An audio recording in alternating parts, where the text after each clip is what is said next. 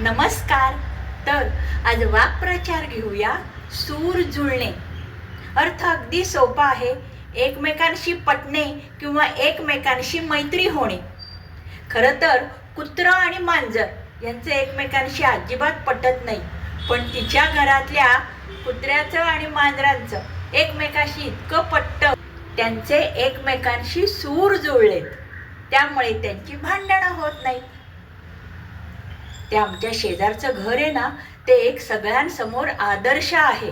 काय होतं, घरातल्या मंडळींचे एकमेकांशी चांगले सूर जुळले की त्यांची भांडणं, तंटा, मारामारे, वादविवाद कमी होतात आणि घरात शांती, सुख आणि सुसंपन्नता नांदते.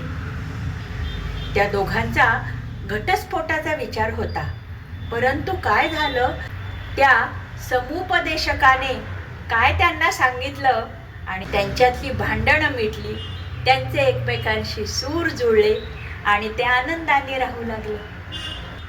मंडळी, तुम्हाला हे आवडलं असेल तर लाईक, शेअर, सबस्क्राईब करा.